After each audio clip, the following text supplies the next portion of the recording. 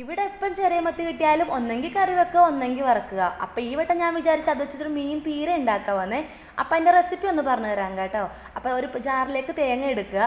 നമ്മുടെ മീനിൻ്റെ അളവനുസരിച്ച് തേങ്ങ എടുത്താൽ മതി കേട്ടോ. പിന്നെ അതിലേക്ക് കൊച്ചുള്ളി ഇഞ്ചിയും കൂടി കഷ്ണമാക്കിയത് ഇട്ട് കൊടുക്കുന്നുണ്ട്. പിന്നെ അതിലേക്ക് കുറച്ച് കറിവേപ്പില ചേർത്ത് കൊടുക്കുന്നുണ്ട് കേട്ടോ. പിന്നെ 2 പച്ചമുളക് എടുത്തിട്ട് അത് കഷ്ണമാക്കിയിട്ട് അതും കൂടി ചേർത്ത് കൊടുക്കുന്നുണ്ട്. പിന്നെ കുറച്ച് മഞ്ഞൾപ്പൊടി ചേർത്ത് കൊടുക്കുന്നുണ്ട്. പിന്നെ നമ്മൾ മല്ലിപ്പൊടിയും മുളക് പൊടിയും കൂടി ചേർത്ത് കൊടുത്തിട്ടുണ്ട്. അതിന് പ്രത്യേകിച്ച് അളവും കാര്യങ്ങളും ഒന്നുമില്ല, ഓരോ ടീസ്പൂൺ വെച്ച് ചേർത്ത് കൊടുത്തോളൂ കേട്ടോ. പിന്നെ അതെല്ലാം കൂടി ഒരു തോരൻ പരുവത്തിൽ അരച്ചെടുത്തിട്ട് നമ്മളൊരു പാത്രത്തിലേക്ക് മാറ്റുന്നുണ്ട് കേട്ടോ. പിന്നെ അതിലേക്ക് നമ്മുടെ മത്തീനെ പറക്കി ഇട്ട് കൊടുക്കുന്നുണ്ട്.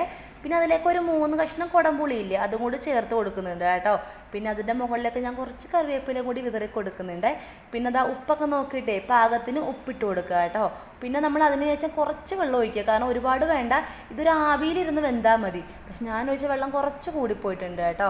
പിന്നെ അതിൻ്റെ മുകളിലേക്ക് കുറച്ച് പച്ച വെളിച്ചെണ്ണയും കൂടെ ഒഴിച്ച് കൊടുത്തിട്ട് നമ്മൾ ഒരു 10 മിനിറ്റൊക്കെ വേവിച്ചാൽ മതി കേട്ടോ. അപ്പോഴത്തേക്ക് തോരൻ്റെ പരുവൊക്കെ കഴിയുമ്പോഴത്തേക്ക് നമുക്ക് വാങ്ങി വെക്കാവേ. അപ്പോൾ റെഡി ആയിട്ടുണ്ട്. ഐറ്റം നല്ല ടേസ്റ്റാണ് കേട്ടോ. ഇത് എളുപ്പത്തിൽ ഉണ്ടാക്കാൻ പറ്റുന്ന റെസിപ്പിയാണ്. അപ്പോൾ എല്ലാവരും ഉണ്ടാക്കിയിട്ട് അഭിപ്രായം പറയണേ.